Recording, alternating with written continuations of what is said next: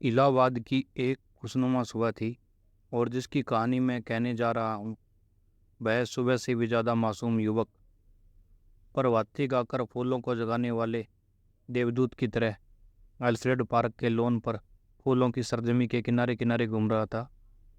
कत्थई sweet pea के रंग का पश्मीने का लंबा कोट जिसका एक कॉलर उठा हुआ था और दूसरे कॉलर में सरों की एक पत्ती बटन होल में लगी हुई थी। सफ़ेद मक्खन जीन की पतली पैंट और पैरों में सफ़ेद जरी की पेशावरी सैंडलें, भरा हुआ गोरा चेहरा और ऊंचे चमकते हुए माथे पर झूलती हुई एक भूरी लट। चलते चलते उसने एक रंग बिरंगा गुच्छा इकट्ठा कर लिया था और रह रह कर वह उसे सूंघ लेता था। पूर्व के आसमान की गुलाबी पंखुड़ियां बिखेरने लगी थी और सुनहरे पराग की एक बौछार सुबह के ताज़ा फूलों पर बिछ रही थी। अरे सुबह हो गई, उसने चौंक कर कहा और पास की एक बेंच पर बैठ गया। सामने से एक माली आ रहा था। क्यों जी, लाइब्रेरी खुल गई? अभी नहीं बाबूजी, उसने जवाब दिया। वह फिर से संतोष से बैठ गया और फूलों की पंखुड़ियां नोच कर नीचे फेंकने लगा। जमीन पर बिछाने वाली सोने की चादर परतों पर परतें बिछाती जा रही थी और पेड़ों की छायाओं का रंग भी गहराने लगा था। उसकी बेंच के नीचे फूलों की चुनी हुई पत्तियां बिखरी थी और अब उसके पास सिर्फ एक फूल बाकी रह गया था। हल्के फालसई रंग के उस फूल पर गहरे बैंगनी डोरे थे। हेलो कपूर, सहसा किसी ने पीछे से कंधे पर हाथ रखकर कहा। यहाँ क्या झक मार रहे हो सुबह सुबह? उसने मुड़कर पीछे देखा। आओ ठाकुर साहब, आओ बैठो यार, लाइब्रेरी खुलने का इंतजार कर रहा हूँ। क्यों, यूनिवर्सिटी लाइब्रेरी चाट डाली? अब इसे तो शरीफ लोगों के लिए छोड़ दो। हाँ हाँ, शरीफ लोगों के लिए ही छोड़ रहा हूँ। डॉक्टर शुक्ला की लड़की है ना, वह इसकी मेंबर बनना चाहती थी तो मुझे आना पड़ा। उसी का इंतजार भी कर रहा हूँ। डॉक्टर शुक्ला तो पॉलिटिक्स डिपार्टमेंट में है। नहीं, साइकोलॉजिकल ब्यूरो में। और तुम पॉलिटिक्स में रिसर्च कर रहे हो? नहीं, इकोनॉमिक्स में। बहुत अच्छे, तो उनकी लड़की को सदस्य बनवाने आए हो? कुछ अजब स्वर में ठाकुर ने कहा। छी, कपूर ने हंसते हुए कुछ नहीं अपने को बचाते हुए कहा। यार तुम तो जानते हो कि मेरा उनसे कितना घरेलू संबंध है। जब से मैं प्रयाग में हूँ उन्हीं के सहारे हूँ और आजकल तो उन्हीं के यहाँ पढ़ता लिखता भी हूँ। ठाकुर साहब हंस पड़े। अरे भाई, मैं डॉक्टर शुक्ला को जानता नहीं क्या? उनका सा भला आदमी मिलना मुश्किल है। तुम सफाई व्यर्थ में दे रहे हो। ठाकुर साहब यूनिवर्सिटी के उन विद्यार्थियों में से थे जो बराए नाम विद्यार्थी होते हैं और कब तक वे यूनिवर्सिटी को सुशोभित करते रहेंगे इसका कोई निश्चय नहीं। एक अच्छे खासे रुपए वाले व्यक्ति थे और घर के ताल्लुकेदार, हंसमुख, फवतिया कसने में मजा लेने वाले, मगर दिल के साफ, निगाह के सच्चे। बोले, एक बात तो मैं स्वीकार करता हूँ कि तुम्हारी पढ़ाई का सारा श्रेय डॉक्टर शुक्ला को है। तुम्हारे घर वाले तो कुछ खर्चा भेजते नहीं। नहीं, उनसे अलग ही होकर आया था। समझ लो कि इन्होंने किसी न किसी बहाने मेरी मदद की है। अच्छा, आओ तब तक लोटस पॉन्ड तक ही घूम लें, फिर लाइब्रेरी भी खुल जाएगी। दोनों उठकर एक कृत्रिम कमल सरोवर की ओर चल दिए जो पास ही में बना हुआ था। सीढ़ियां चढ़कर ही उन्होंने देखा कि एक सज्जन किनारे बैठे कमलों की ओर एकटक देखते हुए ध्यान में तल्लीन है। छिपकली से दुबले पतले बालों की एक लट माथे पर झूलती हुई। कोई प्रेमी है या कोई फिलोसफर है? देखा ठाकुर? नहीं यार, दोनों से निकृष्ट कोटि के जीव हैं। ये कवि हैं। मैं इन्हें जानता हूँ, ये रविंदर बिसरिया हैं, एमए में पढ़ता है। आओ मिलाएं तुम्हें। ठाकुर साहब ने एक बड़ा सा घास का तिनका तोड़कर पीछे से चुपके से जाकर उसकी गर्दन गुदगुदाई। बिसरिया चौंक उठा, पीछे मुड़कर देखा और बिगड़ गया। यह क्या बदतमीजी है ठाकुर साहब? मैं कितने गंभीर विचारों में डूबा था। और सहसा बड़े विचित्र सबर में आंखें बंद कर बिसरिया बोला, आह, कैसा मनोरम प्रभात है। मेरी आत्मा में घोर अनुभूति हो रही थी। कपूर बिसरिया की मुद्रा पर ठाकुर साहब की ओर देखकर मुस्कुराया और इशारे में बोला, है यार सगल की चीज, छेड़ो जरा।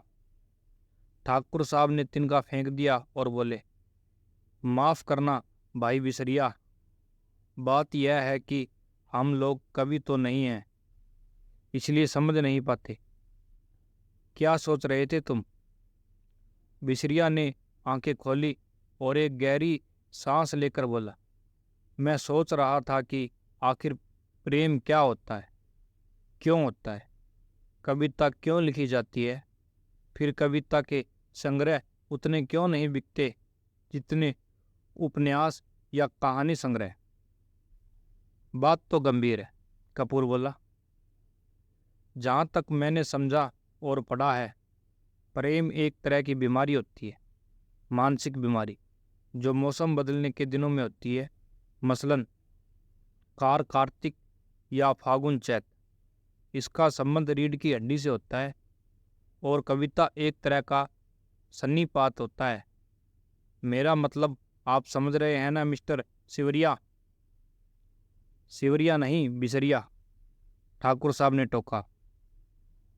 बिसरिया ने कुछ उजलत, कुछ परेशानी और कुछ गुस्से से उसकी ओर देखा और बोला, क्षमा कीजिएगा, आप या तो प्रयोगवादी हैं या प्रगतिवादी, और आपके विचार सर्वदा विदेशी हैं। मैं इस तरह के विचारों से घृणा करता हूँ। कपूर कुछ जवाब देने ही वाला था कि ठाकुर साहब बोले, अरे भाई, बेकार उलझ गए तुम लोग, पहले परिचय तो कर लो आपस में। ये हैं श्री चंद्र कुमार कपूर, विश्वविद्यालय में रिसर्च कर रहे हैं, और आप हैं श्री रविंदर बिसरिया, इस वर्ष एमए में बैठ रहे हैं, बहुत अच्छे कवि हैं। कपूर ने हाथ मिलाया और फिर गंभीरता से बोला, क्यों साहब, आपको दुनिया में और कोई काम नहीं रहा जो आप कविता करते हैं? बिसरिया ने ठाकुर साहब की ओर देखा और बोला, ठाकुर साहब, ये मेरा अपमान है, मैं इस तरह के सवालों का आदी नहीं हूँ, और उठ खड़ा हुआ। अरे बैठो बैठो, ठाकुर साहब ने हाथ खींचकर बिठा लिया। देखो, कपूर का मतलब तुम नहीं समझे। उसका कहना यह है कि तुम में इतनी प्रतिभा है कि लोग तुम्हारी प्रतिभा का आदर करना नहीं जानते। इसीलिए उन्होंने सहानुभूति में तुमसे कहा कि तुम और कोई काम क्यों नहीं करते, वरना कपूर साहब तो तुम्हारी कविता के बहुत शौकीन हैं, मुझसे बराबर तारीफ करते हैं। बिसरिया पिघल गया और बोला, क्षमा कीजिएगा, मैंने गलत समझा। अब मेरा कविता संग्रह छप रहा है, मैं आपको अवश्य भेंट करूंगा। और फिर बिसरिया ठाकुर साहब की ओर मुड़कर बोला, अब लोग मेरी कविताओं की इतनी मांग करते हैं कि मैं परेशान हो गया हूँ। अभी कल त्रिवेणी के संपादक मिले, कहने लगे अपना चित्र दे दो। मैंने कहा कि कोई चित्र नहीं है, तो पीछे पड़ गए। आखिरकार मैंने आइडेंटिटी कार्ड उठाकर दे दिया। वाह, कपूर बोला, मान गए आपको हम। तो आप राष्ट्रीय कविताएं लिखते हैं या प्रेम की? जब जैसा अवसर हो, ठाकुर साहब ने जड़ दिया। वैसे तो यह वॉर फ्रंट का कवि सम्मेलन, शराबबंदी कॉन्फ्रेंस का कवि सम्मेलन, शादी विवाह का कवि सम्मेलन, साहित्य सम्मेलन का कवि सम्मेलन, सभी जगह बुलाए जाते हैं। बड़ा यश है इनका। बिसरिया ने प्रशंसा से मुग्ध होकर देखा, मगर फिर एक गर्व का सा भाव मुख पर लाकर गंभीर हो गया। कपूर थोड़ी देर चुप रहा, फिर बोला, तो कुछ हम लोगों को भी सुनाइए ना। अभी तो मूड नहीं है, बिसरिया बोला। ठाकुर साहब बिसरिया को पिछले 5 सालों से जानते थे। वे अच्छी तरह जानते थे कि बिसरिया किस समय और कैसे कविता सुनाता है। अतः बोले, ऐसे नहीं कपूर, आज शाम को आओ, जरा गंगा जी चले, कुछ बोटिंग रहे, कुछ खाना पीना रहे, तब कविता भी सुनना। कपूर को वोटिंग का बेहद शौक था। फौरन राजी हो गया और शाम का विस्तृत कार्यक्रम बन गया। इतने में एक कार उधर से लाइब्रेरी की ओर गुजरी। कपूर ने देखा और बोला, अच्छा ठाकुर साहब, मुझे इजाज़त दीजिए, अब चलूं लाइब्रेरी में। वो लोग आ गए। आप कहाँ चल रहे हैं? मैं जरा जिम खाने की ओर जा रहा हूँ। अच्छा भाई, तो शाम को पक्की रही? बिल्कुल पक्की, कपूर बोला और चल दिया। लाइब्रेरी के पोर्टिको में कार रुकी थी और उसके अंदर ही डॉक्टर साहब की लड़की बैठी थी। क्यों सुधा, अंदर क्यों बैठी हो? तुम्हें ही देख रही थी चंदर। और वह उतर आई। दुबली पतली, नाटी सी, साधारण सी लड़की। बहुत सुंदर नहीं, केवल सुंदर, लेकिन बातचीत में बहुत दुलारी। चलो अंदर चलो, चंदर ने कहा। वह आगे बढ़ी, फिर ठिठक गई और बोली, चंदर, एक आदमी को 4 किताबें मिलती हैं। हाँ, क्यों? तो उसने बड़े भोलेपन से मुस्कुराते हुए कहा, तो तुम अपने नाम से मेंबर बन जाओ और 2 किताबें हमें दे दिया करना, बस। ज़्यादा का हम क्या करेंगे? नहीं, चंदर हंसा, तुम्हारा तो दिमाग खराब है। खुद क्यों नहीं बनती मेंबर? नहीं, हमें शर्म लगती है। तुम बन जाओ मेंबर हमारी जगह पर। पगली कहेंगी। चंद्र ने उसका कंधा पकड़कर आगे ले चलते हुए कहा, बारे शर्म, अभी कल विवाह होगा तो कहना हमारी जगह तुम बैठ जाओ चंद्र। कॉलेज में पहुंच गई लड़की, अभी शर्म नहीं छूटी इसकी। चल अंदर। और वह हिचकती, ठिठकती, झेंपती और मुड़ मुड़ कर चंद्र की ओर रूठी हुई निगाहों से देखती हुई अंदर चली गई। थोड़ी देर बाद सुधा 4 किताबें लादे हुए निकली। कपूर ने कहा, लाओ मैं ले लूं। तो बांस की पतली टहनी की तरह लहराकर बोली, सदस्य मैं हूं, तुम्हें क्यों दूं किताबें? और जाकर कार के अंदर किताबें पटक दी। फिर बोली, आओ बैठो चंद्र, मैं अब घर जाऊंगा। यह देखो। और उसने भीतर से कागजों का एक बंडल निकाला और बोली, देखो, यह पापा ने तुम्हारे लिए दिया है। लखनऊ में कॉन्फ्रेंस है न, वहीं पढ़ने के लिए यह निबंध लिखा है उन्होंने। शाम तक यह टाइप हो जाना चाहिए। जहाँ संख्याएं हैं वहाँ खुद आपको बैठकर बोलना होगा। और पापा सुबह से कहीं गए हैं, समझे जनाब? उसने बिल्कुल अल्लड़ बच्चों की तरह गर्दन हिलाकर शोक सवर में कहा। कपूर ने बंडल ले लिया और कुछ सोचते हुए बोला, लेकिन डॉक्टर साहब का हस्तलेख इतने पृष्ठ शाम तक कौन टाइप कर देगा? इसका भी इंतजाम है। और अपने ब्लाउज में से एक पत्तर निकालकर चंद्र के हाथ में देती हुई बोली, यह कोई पापा की पुरानी ईसाई छात्रा है, टाइपिस्ट। इसके घर में तुम्हें पहुंचा देती हूँ। मुखर्जी रोड पर रहती है यह। उसी के यहाँ टाइप करवा लेना और यह खत उसे दे देना। लेकिन अभी मैंने चाय भी नहीं पी। समझ गए? अब तुम सोच रहे होगे कि इसी बहाने सुधा तुम्हें चाय पिला देगी। सो मेरा काम नहीं है जो मैं चाय पिलाऊं, पापा का काम है यह। चलो आओ।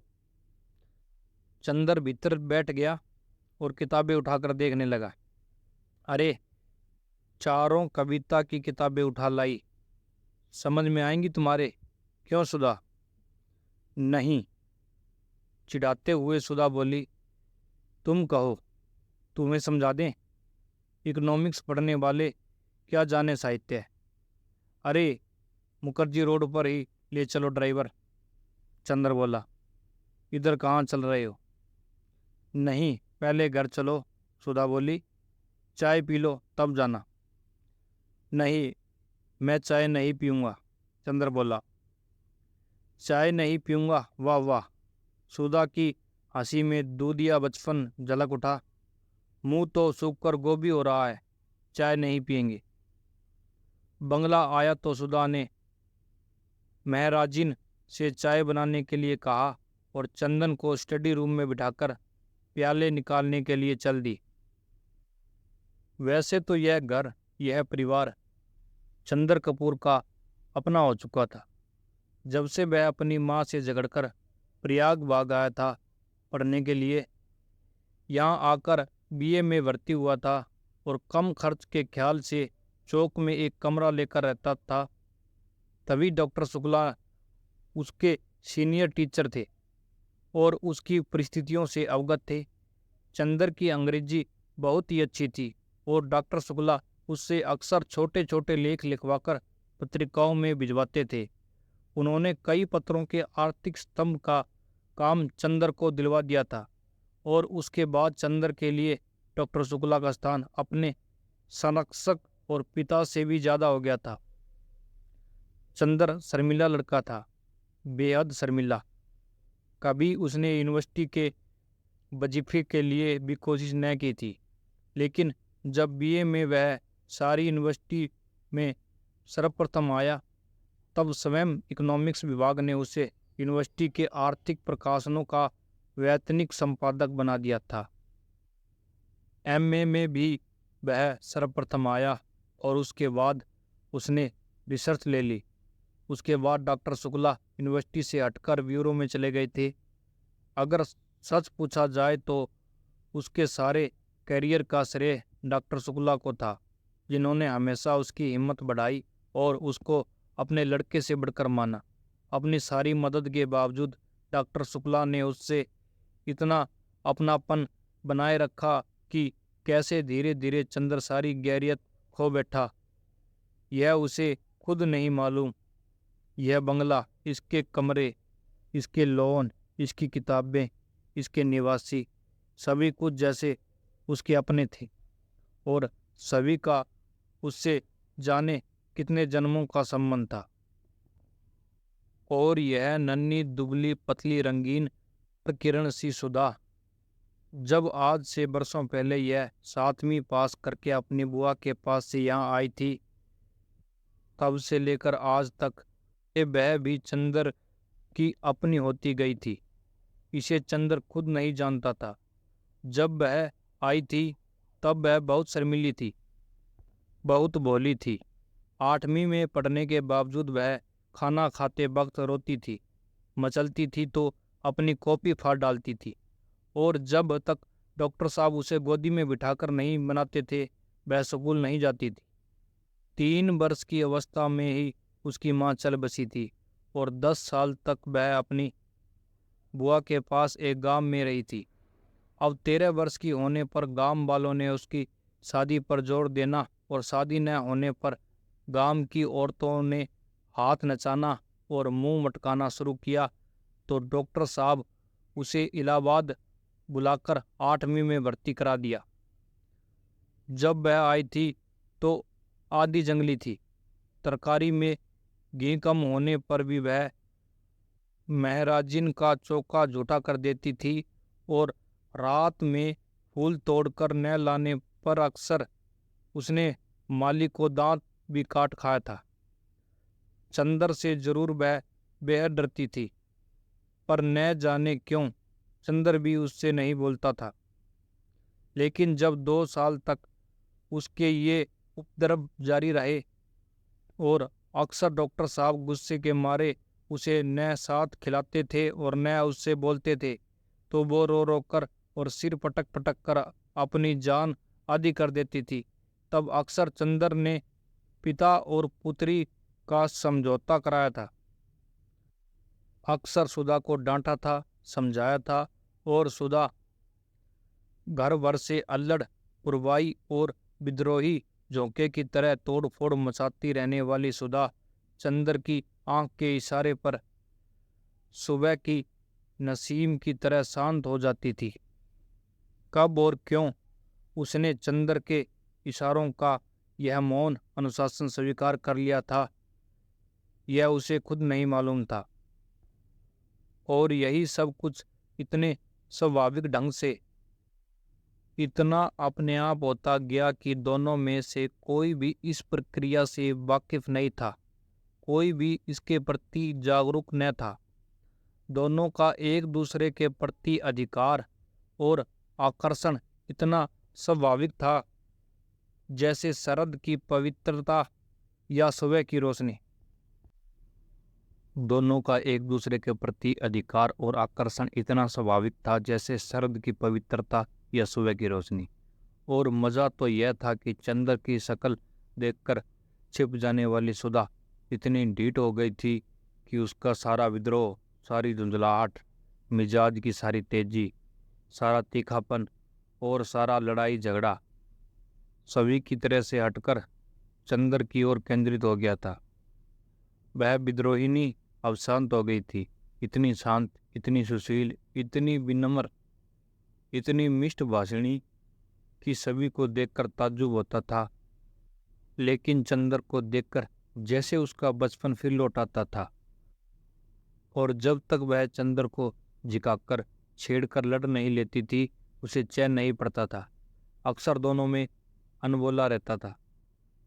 लेकिन जब 2 दिन तक दोनों मुंह फुलाए रहते थे और डॉक्टर साहब के लौटने पर सुधा उत्साह से उनके वीरों का हाल नहीं पूछती थी और खाते वक्त दुलार नहीं दिखाती थी, तो डॉक्टर साहब फौरन पूछते थे, क्या चंदर से लड़ाई होगी क्या? फिर वह मुंह फुलाकर शिकायत करती थी, और शिकायतें भी क्या क्या होती थी। चंदर ने उसकी हेडमिस्ट्रेट का नाम एलिफेंटा रखा था, या चंदर ने उसको डिबेट के भाषण में पॉइंट नहीं बताए, या चंदर कहता कि सुधा की सखियां कोयला बेचती हैं। और जब डॉक्टर साहब कहते हैं कि वह चंदर को डांट देंगे तो वह खुशी से फूल उठती और चंदर के आने पर आंखें निचाती हुई चिढ़ाती थी, कहो कैसी डांट पड़ी। वैसे सुधा अपने घर की पुरखिन थी, किस मौसम में कौन सी तरकारी पापा को माफिक पड़ती है, बाजार में चीज़ों का भाव क्या है, नौकर चोरी तो नहीं करता, पापा कितने सोसाइटी के मेंबर हैं, चंदर के इकोनॉमिक के कोर्स में क्या है, यह सभी उसे मालूम था। मोटर या बिजली बिगड़ जाने पर वह थोड़ी बहुत इंजीनियरिंग भी कर लेती थी, और मातृत्व का आज तो उसमें इतना था कि हर नौकर और नौकरानी उससे अपना सुख दुख कह देते थे। पढ़ाई के साथ साथ घर का सारा काम काज करते हुए उसका स्वास्थ्य भी कुछ बिगड़ गया था, और अपनी उम्र के हिसाब से कुछ अधिक शांत, संयम, गंभीर और बुजुर्ग थी। मगर अपने पापा और चंदर, इन दोनों के सामने हमेशा उसका बचपन पिघलाने लगता था। दोनों के सामने उसका हृदय उन्मुक्त था और स्नेह बाधाहीन। लेकिन हाँ, एक बात थी, उसे जितना स्नेह और स्नेह भरी फटकारे और स्वास्थ्य के प्रति चिंता अपने पापा से मिलती थी, वह सब बड़े निस्वार्थ भाव से वह चंदर को दे डालती थी। खाने पीने की जितनी परवाह उसके पापा उसकी रखते थे, न खाने पर या कम खाने पर उसे जितना दुलार से फटकारते थे, उतना ही ख्याल वह चंदर का भी रखती थी। और स्वास्थ्य के लिए जो उपदेश उसे पापा से मिलते थे, उसे और भी स्नेह से पाग कर वह चंदर को दे डालती थी। चंदर कै बजे खाना खाता है, यहाँ से जाकर घर पर कितनी देर पड़ता है, रात को सोते वक्त दूध पीता है या नहीं, इन सब का लेखा जोखा उसे सुधा को देना पड़ता। और जब कभी उसके खाने पीने में कोई कमी रह जाती तो उसे सुधा की डांट खानी पड़ती। पापा के लिए सुधा अभी बच्ची थी और स्वास्थ्य के मामले में सुधा के लिए चंदर अभी बच्चा था। और कभी कभी तो सुधा की स्वास्थ्य चिंता इतनी ज़्यादा हो जाती थी कि चंदर बेचारा जो खुद तंदुरुस्त था घबरा उठता था। एक बार सुधा ने कमाल कर दिया। उसकी तबीयत खराब हुई और डॉक्टर ने उसे लड़कियों का एक टॉनिक पीने के लिए बताया। इम्तिहान में जब चंदर कुछ दुबला सा हो गया तो सुधा अपनी बची हुई दवाई ले आई और लगी चंदर से जिद करने की पियो से। जब चंदर ने किसी अखबार में उसका विज्ञापन दिखाकर बताया कि लड़कियों के लिए है, तब कहीं जाकर उसकी जान बची। इसीलिए जब आज सुधा ने चाय के लिए कहा तो उसकी रूह कांप गई, क्योंकि जब कभी सुधा चाय बनाती थी तो प्याले के मुंह तक दूध भरकर उसमें 2-3 चम्मच चाय का पानी डाल देती थी। और अगर उसने ज़्यादा स्ट्रॉन्ग चाय की मांग की तो उसे खालिश दूध पीना पड़ता था, और चाय के साथ फल और मेवा और खुदा जाने क्या क्या। और उसके बाद सुधा का इसरार, न खाने पर सुधा का गुस्सा, और उसके बाद की लंबी चौड़ी मनोहार। इस सब से चंदर बहुत घबराता था। लेकिन जब सुधा उसे स्टडी रूम में बिठाकर जल्दी से चाय बना लाई तो उसे मजबूर होना पड़ा। और बैठे बैठे निहायत बेबसी से उसने देखा कि सुधा ने प्याले में दूध डाला और उसके बाद थोड़ी सी चाय डाल दी। उसके बाद अपने प्याले में चाय डालकर और 2 चम्मच दूध डालकर आप ठाठ से पीने लगे। और बेतकल्लुफी से दूधिया चाय का प्याला चंदर के सामने खिसका कर बोली, पीजिए, नाश्ता आ रहा है। चंदर ने प्याले को अपने सामने रखा और उसे चारों तरफ घुमाकर देखता रहा कि किस तरह से उसे चाय का अंश मिल सकता है। जब सभी ओर से प्याले में क्षीर सागर नजर आया तो उसने हार कर प्याला रख दिया। क्यों पीते क्यों नहीं? सुधा ने प्याला रख दिया। पिए क्या? कहीं चाय भी हो तो, और क्या खाली चाय पीजिएगा? दिमागी काम करने वालों को ऐसी चाय पीनी चाहिए। तो अब मुझे सोचना पड़ेगा कि मैं चाय छोड़ूं या रिसर्च।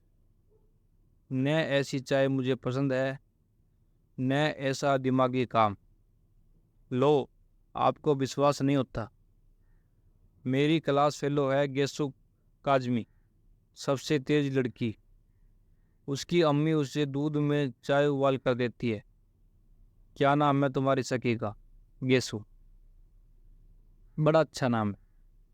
और क्या, मेरी सबसे घनिष्ठ मित्र है और उतनी ही अच्छी है जितना अच्छा नाम। जरूर जरूर, मुंह बिचकाते हुए चंद्र ने कहा। और उतनी ही काली होगी जितने काले गेसो। दत्त, शर्म नहीं आती किसी लड़की के लिए ऐसा कहते हुए? और हमारे दोस्तों की बुराई करती हो तब? तब क्या, वे तो सब हैं ही बुरे। अच्छा तो नाश्ता, पहले फल खाओ। और वह प्लेट में छील छील कर संतरा रखने लगी। इतने में ज्यों ही वह झुककर एक गिरे हुए संतरे को नीचे से उठाने लगी कि चंदर ने झट से उसका प्याला अपने सामने रख लिया और अपना प्याला उधर रख दिया और शांत चीज से पीने लगा। संतरे की फाकें उसकी ओर बढ़ाते हुए ज्यों ही उसने एक घूंट चाय पी तो वह चौंक कर बोली, अरे यह क्या हुआ? कुछ नहीं, हमने उसमें दूध डाल दिया था। तुम्हें दिमागी काम बहुत रहता है, चंदर ने ठाठ से चाय का घूंट पीते हुए कहा। सुधा कुट गई, कुछ बोली नहीं। चाय खत्म करके चंदर ने घड़ी देखी। अच्छा लाओ, क्या टाइप कराना है? अब बहुत देर हो रही है। बस यहाँ तो 1 मिनट बैठना बुरा लगता है आपको? हम कहते हैं कि नाश्ते और खाने के वक्त आदमी को जल्दी नहीं करनी चाहिए। बैठिए न। अरे तो तुम्हें कॉलेज की तैयारी नहीं करनी है? करनी क्यों नहीं है? आज तो गेसु को मोटर पर लेते हुए तब जाना है। तुम्हारी गेसु कभी मोटर पर चढ़ी है? जी, वह साबिर हुसैन काजमी की लड़की है। उसके यहाँ 2 मोटरें हैं और रोज तो उसके यहाँ दावतें होती रहती हैं। अच्छा, हमारी तो दावत कभी नहीं की। हाँ, केसु के यहाँ दावत खाएंगे। इसी मुंह से। जनाब, उसकी शादी भी तय हो गई है। अगले जाडों तक शायद हो भी जाए। छी, बड़ी खराब लड़की हो। कहाँ रहता है ध्यान तुम्हारा? सुधा ने मजाक में पराजित कर बहुत विजय भरी मुस्कान से उसकी ओर देखा। चंद्र ने झेप कर निगाह नीचे कर ली तो सुधा पास आकर चंद्र का कंधा पकड़कर बोली, अरे उदास हो गई? नहीं भैया, तुम्हारा भी ब्याह तय कराएंगे, घबराते क्यों हो? और एक मोटी सी इकोनॉमिक्स की किताब उठाकर बोली, लो, इस मुटकी से ब्याह करोगे? लो, बातचीत कर लो। तब तक मैं निबंध ले आऊं टाइप कराने वाला। चंद्र ने खिसियाकर बड़ी जोर से सुधा का हाथ दबा दिया। हाय रे! सुधा ने हाथ छुड़ाकर मुंह बनाते हुए कहा, लो बाबा, हम जा रहे हैं। काहे बिगड़ रहे हैं आप? और वह चली गई। डॉक्टर साहब का लिखा हुआ निबंध उठा लाई और बोली, लो, यह निबंध की पांडुलिपि है। उसके बाद चंद्र की ओर बड़े दुलार से देखती हुई बोली, शाम को आओगे? आओगे न? अच्छा, हम परेशान नहीं